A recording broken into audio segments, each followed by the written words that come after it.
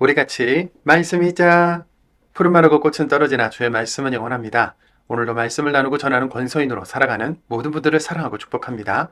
오늘 우리가 함께 살펴볼 내용은 1. 아빠 아버지 2. 다시 아이 낳는 고통을 겪고 있는 바울 3. 두 종류의 자녀, 두 종류의 언약, 여자종과 그 아들을 내쫓도록 하세요입니다. 먼저 첫 번째, 아빠 아버지입니다. 우리를 낳아주신 부모님을 뭐라고 부르나요? 네, 어머니, 아버지, 엄마, 아빠라고 부릅니다. 우리는 거의 대부분 부모님에게만 이 호칭을 사용하는데요. 바울은 율법의 역할을 돌봄교사, 후견인, 집 관리인과 같다고 말합니다. 참 주인이 올 때까지 주인의 자녀를 돌보는 역할은 하지만 실제 부모는 아니라는 건데요. 본문의 상속자, 양자, 입양과 같은 말들이 나오는 것은 하나님과 우리가 지시나 법에 따라 움직이는 그런 상하 관계, 주인과 종의 관계가 아니라 아들과 딸, 부모와 자녀의 관계이며, 그래서 우리는 하나님을 아버지라고 부른다는 것을 설명하기 위해서입니다. 갈라디아서 4장 6절입니다. 그런데 여러분은 하나님의 아들, 딸이므로 하나님이 자기의 아들의 영을 우리 마음에 보내셨습니다. 그 영이 아빠, 곧 아버지 하고 외칩니다. 아멘. 두 번째, 다시 아이 낳는 고통을 겪고 있는 바울입니다. 바울은 정확한 변명은 모르지만 간질, 안질 등으로 추측되는 질병을 가지고 있었는데요. 갈라디아 교회 성도들은 하나님의 말씀을 전하는 사람이 왜 저렇게 저주를 받은 것처럼 아픈가 하면서 시험 들거나 바울을 내쳐버린 것이 아니라 바울을 하나님의 천사처럼 예수님처럼 맞이해 주었고 눈이라도 빼줄 정도로 극진하게 대했습니다. 바울은 그들을 복음으로 낳았고 그들은 복된 감격을 누렸었던 거죠. 바울은 지금 복음에서 돌아서고 이탈한 갈라디아 교회 성도들을 다시 복음으로 하나님의 자녀의 자리로 되돌리기 위해 다시 아이 낳는 고통을 겪고 있다고 표현했습니다. 세 번째, 두 종류의 자녀, 두 종류의 언약, 여자종과 그 아들을 내쫓도록 하세요입니다. 바울은 이제 율법과 믿음을 설명하기 위해 아브라함 상속자에 이어서 여종 하갈과 그가 낳은 이스마엘, 그리고 아브라함의 아내 사라와 이삭을 비유로 들어 설명하는데요. 먼저 간단하게 정리하면 이렇습니다. 여자종 하갈이 육신을 따라 자녀를 낳았는데 그 자녀의 이름은 이스마엘이죠. 그는 종의 자녀이고 오늘날 율법을 상징합니다.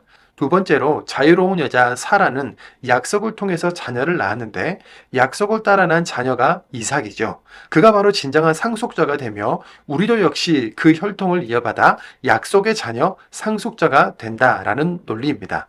이해가 잘 안 되고 어렵다는 분들이 계시는데요. 가족 관계라는 틀 안에서 읽지 않아야 합니다. 이것은 하나님의 약속과 성취의 개념을 상징하는 것인데 이해를 돕기 위해 이야기처럼 한번 풀어보겠습니다.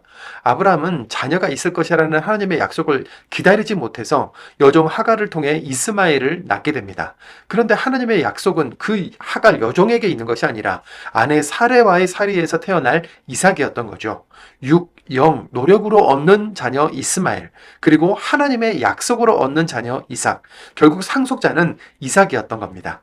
율법이냐 믿음이냐 원래는 하나였는데요. 둘 모두 우리를 향한 하나님의 사랑과 복이었죠. 그러나 인간이 억지로 이래야 한다, 저래야 한다 하면서 율법을 강화시킨 겁니다. 이스마엘이 이삭을 괴롭혔고 이삭은 괴롭힘을 당했지 않습니까? 율법 때문에 믿음이 괴롭힘 당하고 소외되고 있는 것처럼 율법과 믿음이 서로 부딪히게 되니 그들은 한 지붕 아래 살지 못하는 것이죠. 갈라디아서 4장 29절입니다. 그러나 그때의 육신을 따르는 아들이 성령님을 따르는 아들을 박해했습니다. 지금도 그러합니다. 30절입니다. 그러나 성경은 무엇이라 말합니까? 여자종과 그 아들을 내쫓도록 하세요. 여자종의 아들이 자유로운 여자의 아들과 함께 상속을 받지 못할 테니까요. 아멘. 바울은 지금 하갈과 이스마엘이 나가야 이삭이 살게 되는 것처럼 율법이 아니라 믿음으로 사는 것이라고 설명하고 있는 겁니다. 그렇다면 하갈과 이스마엘은 뭔가 버림받은 것이 맞는가 싶으시죠? 하갈과 이스라엘이 버림받고 죽은 것은 아닙니다. 하나님은 그들도 한 민족이 되게 하셨기 때문이죠. 바울은 이것을 설명하는 중이기 때문에 가족 관계와 같은 인간적인 관계로 생각하면 풀리지 않습니다. 약속과 성취의 개념으로 봐야 하는 것이죠. 여기서 잠깐입니다. 갈라디아서 4장 입양을 근거로 양자의 영을 주장하는 거짓 가르침이 있고 같은 4장 26절, 30절, 31절을 근거로 하나님 어머니를 주장하는 것도 있는데요. 율법과 약속에 대한 설명을 위한 구절이었고 비유일 뿐이라는 것 기억합시다. 거짓 가르침에 우리의 영혼이 사냥당하지 않도록 우리는 열심히 말씀을 읽고 공부해야 합니다. 예수 믿는 것은 공부하는 것, 그리스도인은 1일 사식을 기억합시다. 이후 이어지는 성령님의 열매, 우리의 자랑은 십자가라는 내용은 읽으시는데 큰 어려움이 없으실 겁니다. 바울은 오직 예수의 상처 자국을 몸에 짊어지고 살아간다고 고백했는데 우리는 우리 자녀들에게, 우리 부모, 형제, 믿음의 후배들에게 어떤 흔적을 남겨줄 수 있을까요? 우리도 예수의 십자가 흔적을 남기는 삶을 살기 원합니다. 갈라디아서 4장입니다.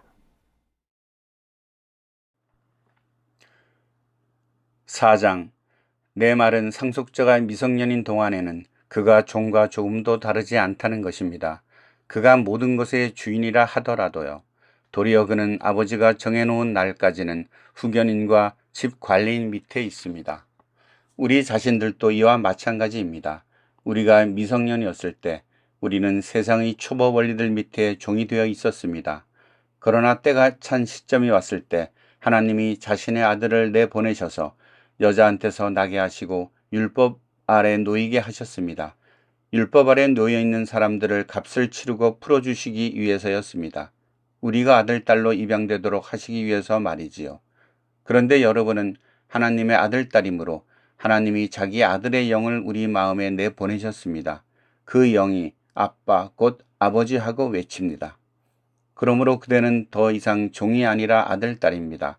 아들, 딸이면 상속자이기도 합니다. 하나님이 그렇게 정하신 것입니다. 그러나 그때는 여러분이 하나님을 알지 못해서 본디 하나님 아닌 것들에게 종살이 했습니다. 그런데 이제는 여러분이 하나님을 알게 되었습니다. 아니, 오히려 여러분은 하나님이 아시는 사람이 되었습니다. 그런데 어떻게 여러분이 부실하고 빈약한 초보 원리들로 다시 되돌아가 그것들에게 다시 새로이 종살이 하려고 하시는 겁니까? 여러분이 날들과 달들과 절개들과 해들을 지킵니다. 나는 여러분 일로 두렵습니다. 여러분을 위해 내가 수고한 것이 이러다가 헛수고가 되지는 않을까 해서요. 여러분은 나처럼 되십시오. 나도 여러분처럼 되었으니까요. 형제자매 여러분, 내가 여러분에게 매달려 빕니다. 여러분은 나에게 아무런 불의를 저지르지 않았습니다. 여러분은 알고 계십니다. 내 육신의 병약함이 계기가 되어 내가 지난번에 여러분에게 복음을 전하게 되었습니다. 내 육신에는 여러분에게 시험거리가 될 것이 있었지만 여러분은 나를 업신여기지도 침뱉어 내치지도 않았습니다. 도리어 여러분은 나를 하나님의 천사처럼 그리스도 예수님처럼 맞아 주었습니다. 그런데 여러분이 느꼈던 그 복된 감격이 지금은 어디에 있습니까? 내가 여러분에게 증언하는데 할 수만 있었다면 여러분은 여러분의 눈이라도 뽑아서 나에게 주었을 것입니다. 그런데도 내가 이제 여러분에게 진리를 말하기 때문에 여러분의 원수가 되었습니까? 그들이 여러분 마음을 얻으려고 열심을 내고 있지만 좋은 뜻으로 그러는 것이 아닙니다. 오히려 그들은 여러분을 나한테서 떨어뜨려 놓고 싶어 합니다. 그래서 여러분이 자기네들을 위해 열심을 내도록 하려는 겁니다. 좋은 일에 열심을 내는 것은 언제든지 좋습니다. 내가 여러분 곁에 있을 때에만 그런 것이 아닙니다. 나의 자녀 여러분, 여러분을 두고 내가 다시 아이 낳는 고통을 겪고 있습니다. 여러분 가운데서 그리스도님의 모습이 이루어질 때까지 그렇습니다. 나는 지금 당장 여러분 곁에 있게 되어 내 목소리 어조를 바꿀 수 있기를 바랍니다. 내가 여러분 문제를 어떻게 처리해야 할지 몰라 당황스럽기 때문입니다. 나에게 말해 보십시오. 율법 아래 있고 싶어하는 여러분, 여러분은 율법이 말하는 것을 듣고 있지 않습니까? 성경에 이렇게 적혀 있습니다. 아브라함에게는 아들이 둘 있었는데 하나는 여자 종한테서 태어났고 다른 하나는 자유로운 여자한테서 태어났다고요. 여자 종한테서 난 아들은 육신을 따라 태어났고 자유로운 여자한테서 난 아들은 약속을 통하여 태어났습니다. 이것들은 비유로 하는 말입니다. 이 여자들은 두 개의 언약을 가리키기 때문입니다. 하나는 시나이 산에서 종살이하는 자식을 낳았는데 바로 하갈입니다. 하갈은 아라비아에 있는 시나이 산입니다. 그것은 지금의 예루살렘에 해당합니다. 그가 자기 자녀들과 함께 종살이하고 있으니까요. 그런데 하늘에 있는 예루살렘은 자유롭습니다. 바로 그는 우리 어머니입니다. 성경에 이렇게 적혀 있으니까요. 기뻐하여라 아이를 낳지 못하는 여자야. 목청껏 외쳐라 아이 낳는 고통을 겪어보지 못한 여자야. 홀로 버려진 여자의 자식들이 남편을 둔 여자의 자식들보다 오히려 많기 때문이다. 형제자매 여러분, 여러분이야말로 이삭처럼 약속의 자녀들입니다. 그러나 그때의 육신을 따라 난 아들이 성령님을 따라 난 아들을 박해했습니다. 지금도 그러합니다. 그러나 성경은 무엇이라 말합니까? 여자종과 그 아들을 내쫓도록 하세요. 여자종의 아들이 자유로운 여자의 아들과 함께 상속을 받지는 못할 테니까요. 따라서 형제자매 여러분, 우리는 여자종의 자녀가 아니라 자유로운 여자의 자녀들입니다. 5장. 자유를 누리도록 하시려고 그리스도님이 우리를 자유롭게 하셨습니다. 그러므로 굳게 서서 다시는 종살이의 멍에를 매지 마십시오. 보십시오. 나 바울이 여러분에게 말합니다. 여러분이 할례를 받는다면 그리스도님은 여러분에게 아무런 소용이 없을 것입니다. 그러나 할례 받는 사람에게 일일이 내가 다시 증언합니다. 할례 받은 사람은 율법 전체를 실행할 의무가 있습니다. 여러분은 그리스도님하고는 상관없어졌습니다. 율법으로 의롭다고 인정받으려는 여러분은요. 여러분은 은혜에서 떨어져 나갔습니다. 우리 자신들은 성령님을 힘입어 믿음의 기초에서 희망하는 것, 곧 의롭다고 인정받는 것을 간절히 기다리고 있습니다. 그리스도 예수님 안에서는 할례 받은 것이나 할례 받지 않은 것이나 별 의미가 없습니다. 도리어 의미 있는 것은 사랑을 통해 작용하는 믿음입니다. 여러분은 잘 달려오고 있었습니다.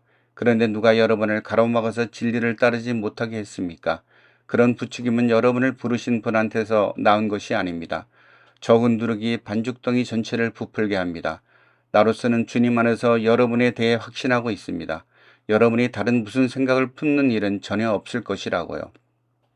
여러분을 혼란에 빠뜨리는 사람은 심판을 떠안을 겁니다. 그가 누구든 그렇습니다. 형제자매 여러분, 내가 아직도 할례를 선포하고 있다면 왜 아직도 박해를 받고 있겠습니까? 그렇다면 십자가라는 걸림돌은 벌써 치워졌을 겁니다. 여러분을 뒤흔들어 놓은 사람들이 스스로 그것을 잘라버렸으면 좋겠습니다. 형제자매 여러분, 여러분은 자유를 누리도록 부르심을 받았습니다. 그러나 다만 여러분은 그 자유를 몸뚱이 욕망을 채울 기회로 삼지 말고 오히려 사랑으로 서로 종노릇 하십시오. 율법 전체는 이 한 말씀 속에 요약되어 있습니다. 그 말씀은 너의 이웃을 너 자신처럼 사랑하라 하신 것입니다. 여러분이 줄곧 서로 물어뜯고 삼킨다면 서로 망해버리고 말 테니 조심하십시오. 이제 내가 말합니다. 여러분은 성령님께 이끌려 살아가십시오. 그러면 몸뚱이의 욕망을 채우는 일은 절대 없을 것입니다. 몸뚱이가 욕망하는 것은 성령님에 반대하고 성령님은 몸뚱이에 반대하시니까요. 이것들은 서로 맞서 있기 때문입니다. 그래서 여러분이 바라는 것이 무엇이든 그것들을 실행하지 못하게 합니다. 여러분이 성령님께 이끌려 살면 여러분은 율법 아래 있지 않습니다. 이제 몸뚱이의 일들은 분명합니다. 그것들은 음란한지 깨끗하지 못함, 멋대로 노란함, 우상 숭배, 주술, 적개심, 다툼, 질투, 분노, 자기만 생각함, 분쟁, 분열, 시샘, 술취함, 흥청망청함과 그 비슷한 것들입니다. 내가 여러분에게 경고합니다. 전에도 경고했던 대로입니다. 이러한 일들을 하는 사람들은 하나님 나라를 상속받지 못할 것입니다. 그러나 성령님의 열매는 사랑, 기쁨, 평화, 참음, 다정함, 착함, 믿음직함, 온유, 절제입니다. 이런 것들을 거스르는 율법은 없습니다. 이제 그리스도 예수님의 사람들은 몸뚱이를 욕정과 욕망도 함께 십자가에 못 박았습니다. 우리가 성령님 안에서 살아가고 있다면 성령님이 이끄시는 대로 걸어갑시다. 우리는 우쭐대거나 서로 화를 돋우거나 서로 시샘하지 맙시다. 6장. 형제자매 여러분, 사람이 어떤 잘못에 빠진 것이 발견되면 여러분 곧 영적인 사람들은 그러한 사람을 온유한 마음으로 바로잡아 주십시오. 그리고 스스로를 잘 살펴서 그대 자신마저도 유혹당하는 일이 없도록 하십시오. 여러분은 서로의 무거운 짐을 서로 짊어져 주십시오. 그렇게 하면 여러분이 그리스도님의 법을 제대로 이루게 될 것입니다. 어떤 사람이 아무것도 아니면서 자기를 대단한 사람으로 생각한다면 그는 스스로를 속이는 것입니다. 저마다 자기가 하는 일을 검증해 보시기 바랍니다. 그때 혹시 자랑할 만한 일이 있으면 자기가 한 일에 비춰 혼자서 우쭐댈 수도 있겠지요. 하지만 다른 사람과 비교하여 자랑해서는 안 됩니다. 저마다 자기 몫의 짐을 짊어져야 할 테니까요. 말씀을 듣고 배우는 사람은 가르쳐 들려주는 사람과 모든 좋은 것들을 함께 나누어야 합니다. 여러분은 속아서 헤매지 마십시오. 하나님은 비웃음 당하는 분이 아니십니다. 사람이 무엇을 씨로 뿌리든지 또한 그것을 거둬 드릴 테니까요. 자기의 몸뚱이에다 씨 뿌리는 사람은 몸뚱이로부터 썩음을 거두어 드릴 것입니다. 그러나 성령님에다 씨 뿌리는 사람은 성령님에게서 영원한 생명을 거두어 드릴 것입니다. 우리는 좋은 일을 하다가 실망하지 맙시다. 지쳐 쓰러지지 않으면 적절한 시기에 거두어 드릴 테니까요. 그러므로 우리에게 기회가 있는 대로 모든 사람들한테, 특별히 믿음의 식구들한테 선한 일을 합시다. 잘 보십시오. 나의 손으로 여러분에게 이렇게 큰 글씨로 썼습니다. 몸뚱이에 드러나는 것에서 멋있어 보이고 싶어하는 그런 사람들은 여러분에게 할례받도록 강요합니다. 그것은 다만 그리스도님의 십자가 때문에 박해받는 일을 면하기 위해서입니다. 할례받는 사람들 자신들도 율법을 지키지 않고 있으니까요. 그들이 바라는 일은 여러분이 할례받게 해서 여러분의 몸뚱이를 내세워 자랑하는 것입니다. 그러나 무엇을 자랑한다는 것은 나에게 있을 수 없는 일입니다. 우리 주 예수 그리스도님의 십자가 말고는요. 그분의 십자가를 통해 세상은 나에 대해 십자가에 못 박혔고 나도 역시 세상에 대해 그렇습니다. 할례 받았느냐, 할례 받지 않았느냐는 중요하지 않습니다. 중요한 것은 새 창조입니다. 이러한 잣대에 맞추어 걸어가는 사람들, 그런 사람들 위해 그리고 하나님의 이스라엘 위에 평화와 한결같은 사랑이 있기를 빕니다. 이제부터는 아무도 나를 힘들게 하지 마십시오. 나는 예수님의 상처 자국들을 내 몸에 짊어지고 다니고 있으니까요. 우리 주 예수 그리스도님의 은혜가 여러분의 영과 함께하기를 빕니다. 형제자매 여러분, 아멘.